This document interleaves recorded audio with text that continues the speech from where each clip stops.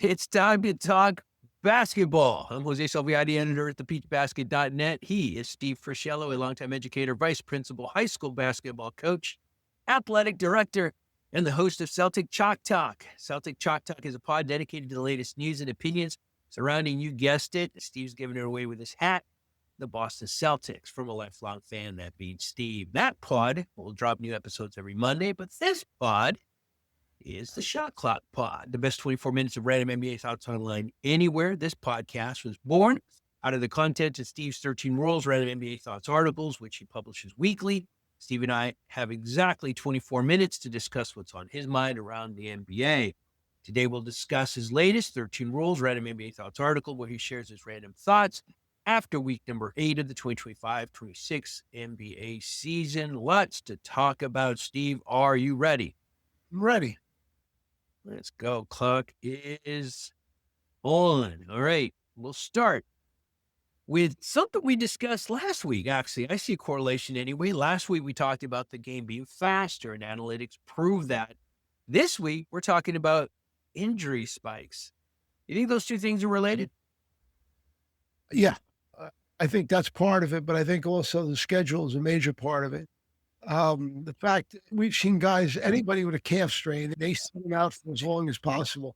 Already this year, John Moran, Giannis, Isaiah Hartenstein out on the West Coast. Revis has now got a little problem, and they're sitting him out for at least a week, and they don't think it's serious. Reed Shepard, it goes on, the list of people. Anytime there's a calf injury because of the fear of the Achilles. Now, you take that information and you think about it. The NBA, it's very quirky, the schedule. The first 21 teams played about a quarter of the season, 21 games in 42 days, which is a game every other day. And they had 4 or 5 back-to-backs, which is kind of rough. Now, for the 10 or 12 days with the final 8 teams in the tournament, everybody's playing 2 games. So now all of a sudden we've stopped and it's gone 2 games in 10, 11, 12 days. So and then after it's over by next week, this time, I think by next Friday, we go again. And it's just too much. You're seeing more and more guys not being able to play. The NBA's got a couple things, a decision to make. A, they play less games, which I don't think the Players Association will ever go for that, because that would mean less money. And nobody wants to take a cut in pay. In fact, the players like it, even though the injuries, they like it the way it is, because they sit out. To be honest, they sit out if they don't want to play. So they're fine. But the NBA now, and again, you think about teams like Jimmy Butler came back to Miami a couple weeks ago. I don't think he played. People pay for those tickets and want to go see that. Yeah. What do they get? They don't get this guy playing. Kind of rough. And same with Curry didn't play, I believe, in that game. And Curry's a bunch of games. West teams from the opposite conference only play once in the other team's play. So if you're in the West Conference, you only come to Miami once in a year. If he's out, you're done. Or how about up in Boston? Everybody thought LeBron's last game. Tickets were going for a ridiculous amount of money. Could be LeBron's last game in Boston and all that. And he didn't play. So there's a problem with that. Like I said, you can't, with the schedule, what you could either do, as I said, or with the schedule, decide to open the season a couple weeks earlier. Now, if you think about it money-wise, generally teams have most of those tickets, even if they started in earlier in October, a couple weeks earlier, beginning of October, most of those teams have season tickets sold. It's not, I don't know if they're going to lose a lot of money. Owners are always worried about the money. That's why they wait till the end of October after baseball's just about done in the World Series and so on. So that's going to be part of the issue they have to figure out, but they've got to do something. And my sense being the players can't be happy about this, what's going on with injuries. They're going to have to think about changing the schedule, probably more so than anything else. Be interesting to see how it plays out. This has been an ongoing conversation, and it always centers around, at least what I've heard, is shortening the season. I've never heard what you're suggesting, which makes a ton of sense. Just keep the 82 games, keep the end the same, just start earlier. So now we can stretch that out a little bit. That makes a ton of sense. And it doesn't seem, excuse me, to me that there's a whole lot of money involved there, right? Nobody's going to lose Well, money, to your point. So something to viable option. the way they decide how much a player makes is all runs is with the salary cap on the gross income of the NBA. The players half, in other words, the contracts. So when you break it down, now would the NBA, if they cut, they're still selling shirts and other things. Would they lose a great deal of money where players' salaries would have to come back? And that would be something they'd have to do a study. But Yeah. that's the choices that they're going to run into because it's like John and Giannis, people want to see them. And if they're getting hurt because they're playing too much, it's a problem. And Yeah. And we'll add that to the list of problems that the NBA is facing, right? Not as many people are watching as they used to. There's a little bit of a lack of excitement around the NBA. And now we've got this. So let's hope the NBA figures things out. Somebody who's figured things out is LeBron James. Not the greatest segue, but I'm going to stick with it. 1,297 straight games, averaging double digits. I thought it was interesting that he ended it when he could have taken the shot, but instead he passed it up, which I thought was telling. You called it one of, let's see, I want to get you what you said exactly. One record he set in his incredible career, and that was really the word he used over and over here, is incredible. What more can we say? It's just unbelievable what he's done. Do the math, and it's about 15 seasons of scoring 10 points or more. That's no injuries, 10 seasons, 15 seasons. You're never going to see that happen again. It's remarkable. And I think back when Larry Bird played, he had a streak. But I remember it was a game against the Nets. He got thrown out in the first couple of minutes of the game, and that ended the streak. So what I'm saying is, to do that, you need really to be able to play the game, not get injured during the game, not screw up with a referee or any of the other things, as well as continually score. Now, when you talk about the other night when he could have shot the ball at the end, instead passed, the one thing I'll give LeBron a lot of credit for, he always makes the right play. And the right play was to pass the ball to the corner to hit the three. And when I watched it, one of all those things, and I said to myself, what a great play. That's the right thing to do. And then really made it. If he didn't make it, he still would have had a shot at it. And I think he was glad. LeBron, when you read about what he said after the game, I think he was glad that it's over. It's just one more thing. I don't want to deal with that anymore. Because it is harder for him now to every night bring it. Yeah, no doubt. I think that there's a lot of truth there. And I think that the day after with that weight lifted, he had a great game. But yeah, amazing to see what he's doing in general at his age, but we got to just appreciate it. What are they saying? What are they saying out in LA about the streak? Oh, you know what? Nothing. We're just appreciating the greatness. Honestly, I remember when Kareem had the same thing, right? Kareem, I think a little different, right? Because Kareem, certainly different. I think at the end of his career, he came down on the offensive end for the last 10 seconds of the shot clock, right? And he would just be the stopgap with his sky hook. And he was playing good basketball, but he was struggling a little bit. LeBron is not struggling, right? He's still dominating. And so I think here the consensus was hats off to the king, what LeBron calls himself. That was it. It's just a real appreciation for what he's done. The difference as he ages, he doesn't every night like he did. He'll have a great game, and then the next night he might not, play that well. So that's the whole difference as he's aged. And I think this year is the first time we can see a real drop back.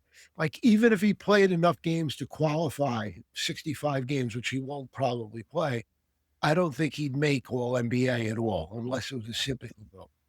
So you're finally seeing some sort of decrease in ability. Yeah. It had to happen. Crazy that it took 41 years. But here we are. It's an incredible athlete. Yeah. It's unbelievable. And speaking of unbelievable, we joked at the start of the season that the Oklahoma City Thunder would go 82-0. You told me no, it wasn't going to happen, but they're pretty darn close. This team is unbelievably good. What do you see for them? I know, let's say, barring injury, are they going to, is this a 70-win team? They gotta be, right? So they got to lose. They might be losing this tournament.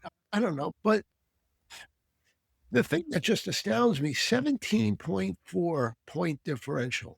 And that means if they only win by 10 tonight, goes down. Right. It's just incredible. And then the other thing too, they always say for an NBA team to be a champion, usually their ratings in offense and defense are in the top 7, top 5. Yeah. They're flunked in defense and they're swarming. They're all over the place. And on offense, they're second. Yeah.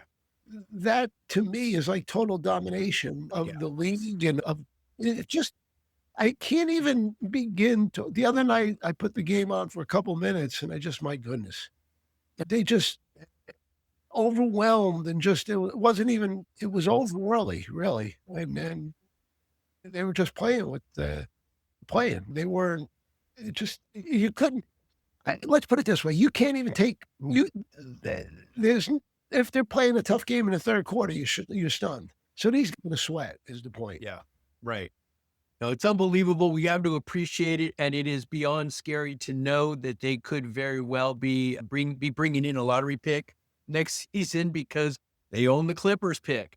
So it's just yeah, I don't know. Every other NBA team has got to be a little freaked out by what's going on in Oklahoma City Thunder. But us as fans, let's appreciate it because that's fun basketball to watch. All right. Competition, and it might be a situation where Oklahoma wins 3 or 4 years of it, and that's not a great thing. But yeah, I don't think that's what the NBA wants to see, but that's where we find ourselves. All right, this is the time of year, of course, when we start to hear the rumors. Not that they just started; I think they've been bubbling for a while. But there's a lot of rumors around Giannis. His time, we talked about it last week too. His time might be up in Milwaukee. Now, you brought up Atlanta as a possible destination. Tell us a little bit about that. First of all, it could make the money work if they traded Giannis and Kuzma for Trae Young and Porzingis. The money would work. But here's the interesting thing. If you remember last year, the guy Queen was drafted by New Orleans. Yeah. We had to make a trade to move up. And what they offered was this year's first round pick to Atlanta to get Atlanta's spot. It's unprotected. Now, everybody knows what Orlando's with the New Orleans is doing, and they're going to be in the lottery, and they're going to be possibly a top 3 pick. A good chance. Yeah. If you begin to think about this, suddenly, now Porzingis' contract is up this year. So it's money off the books after the year, which is what you want to do if you're Milwaukee to start building again. Trae Young has got an option. He'll probably take it because it's going to be a $40 million, and I don't know if there's going to be a lot of takers for him. But next year, he'll be off the books. Now, if you can take that pick, that top pick, plus Atlanta's got a trade. It's a long, drawn-out trade next year type, but they'll still have a first-round pick. And then after that, they have their own picks. You can begin to look at something for 2 or 3 picks, plus those guys with the New Orleans pick, of course, in there, and a couple swaps, and it's feasible. Now, Atlanta gets him. That might move them with Jalen Johnson. It might move them to the top of the heap in the East. And the East is anybody's conference.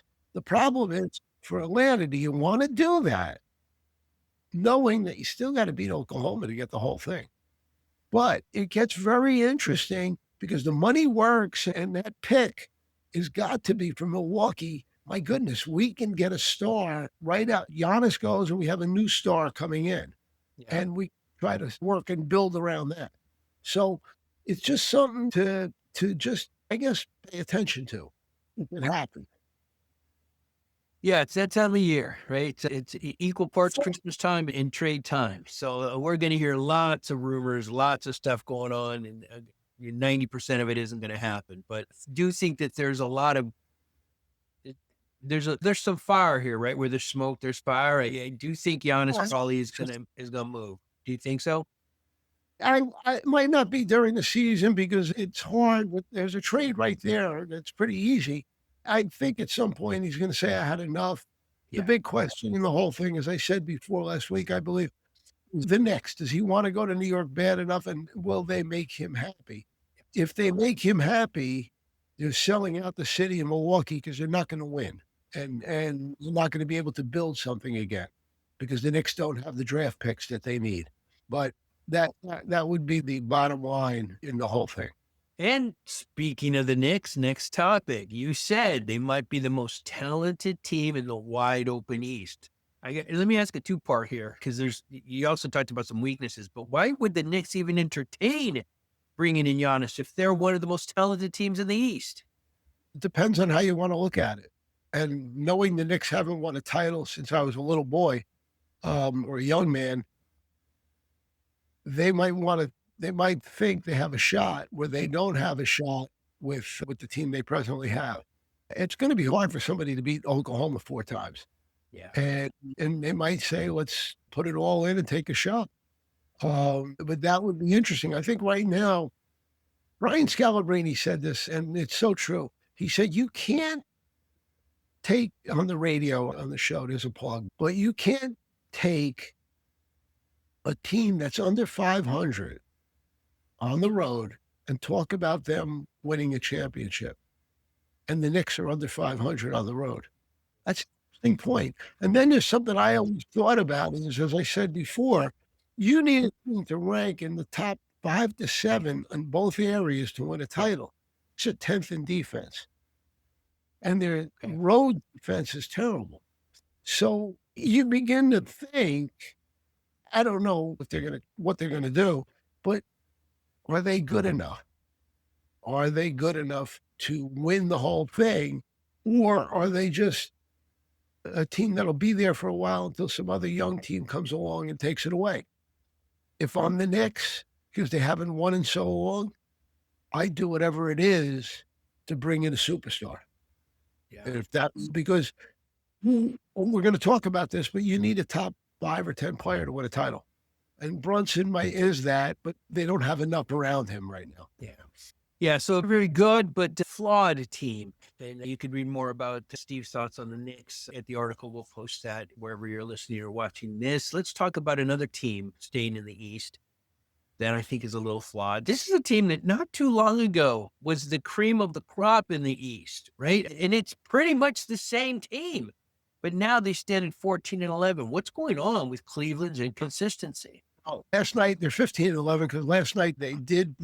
Before I wrote it before, but they did beat Washington. But here's the interesting thing: they were down going into the fourth quarter.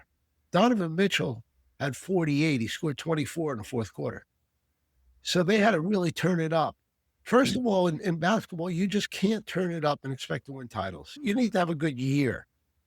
I don't know what the Cavaliers think right now, but my sense being, I've watched a little bit of basketball in my life, and I watch sports, I guess we all have. When a team with that talent, and I know there's been injuries, but you still have Mobley and Donovan Mitchell, and they're top 15 players in the league, both of them. When you have that every night, you still have better than the other team, better players. I don't know what exactly, but when you watch it, you start wondering, is there something wrong here?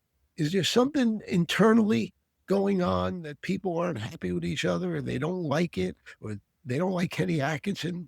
You just wonder because they are no way to playing as well as they can. Right.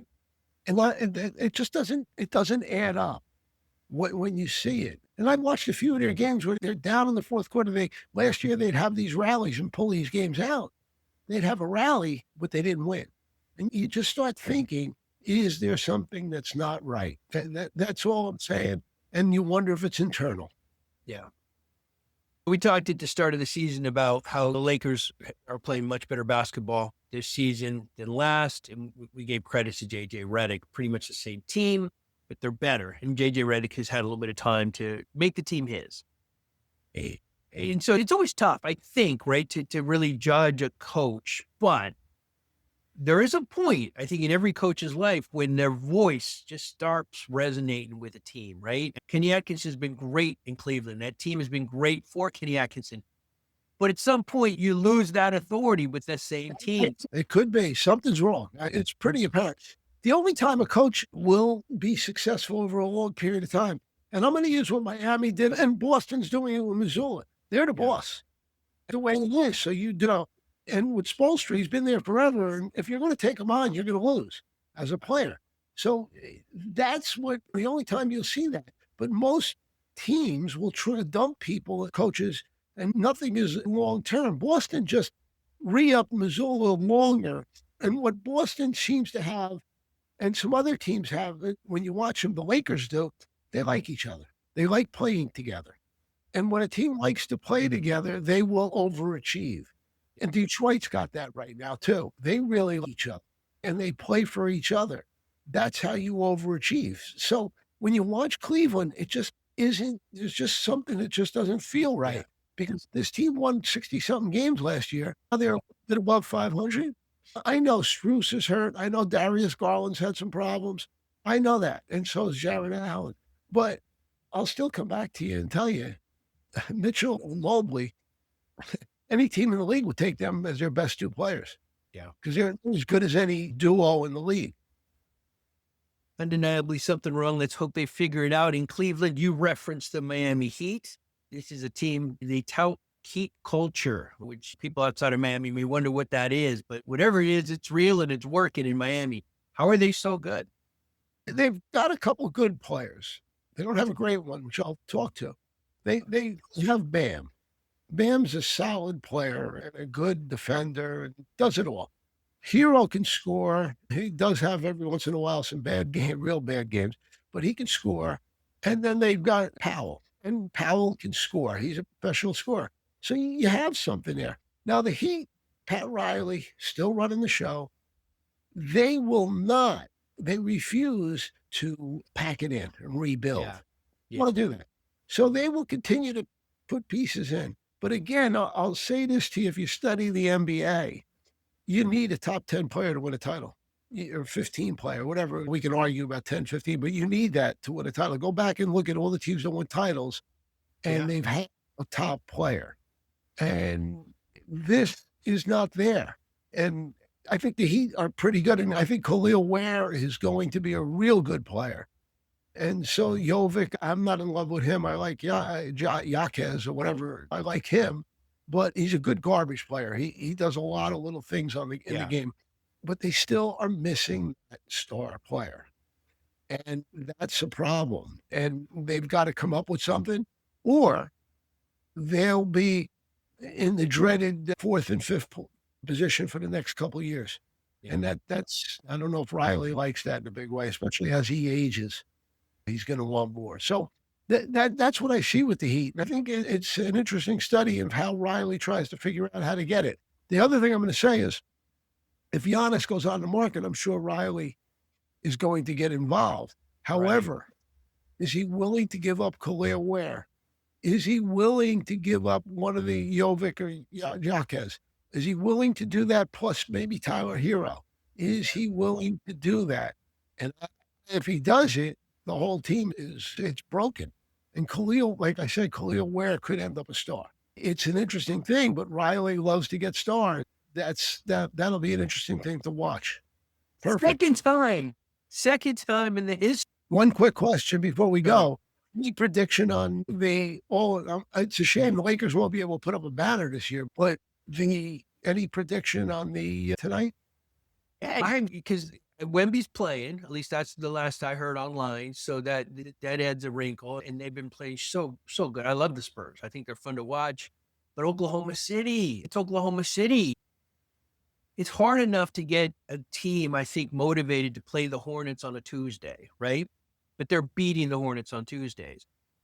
You got some ammo right now. You can motivate this team. Let's be the first team to win the NBA Cup and the NBA championship, right? So I can't vote against the Thunder as much as I like the Spurs. So that's my pick. What do you think in the West?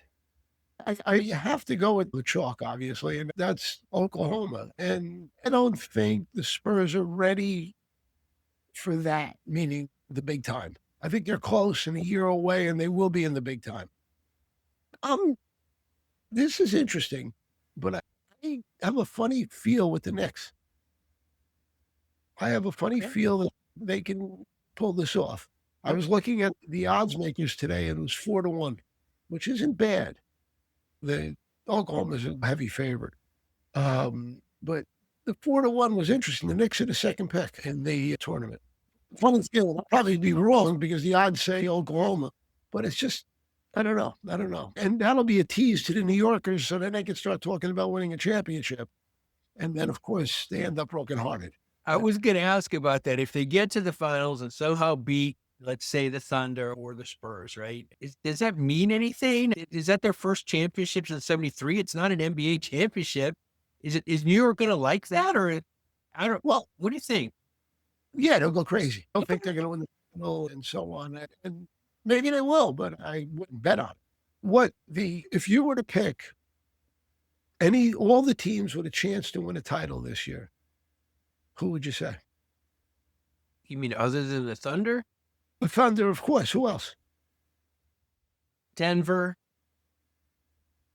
I think Denver in the West. Maybe Houston. That's it. No. Yeah. I'm not disagreeing. I don't see it. I don't see anybody. But it'd just be an interesting. In the tournament, you only got to win one. You never know. It's certain things wrong. That's all. Yeah. But Yeah. I'm just curious because I know the Lakers were getting a little bit of room just to put that banner where they were trying to decide where they're going to put it. They were going to put it next to a couple of world title banners. All right. I'm going to end it right there because I know where this is going. Said the man with the Celtics hat on. But that's it. Our time is up. We actually had the perfect ending, but this time we kept talking. Because again, it's what we do. Man, thank you for listening. Thank you for watching. Make sure to read Steve's entire 13 Rules Random NBA Thoughts article. We will link it below wherever you are watching or listening to this show today. Of course, please subscribe, follow, comment. All that stuff means the world to us. We're grateful for all of it. And join us next week for more NBA Random Thoughts as we recap week number 9. We'll talk then. Thanks, Steve. Take care.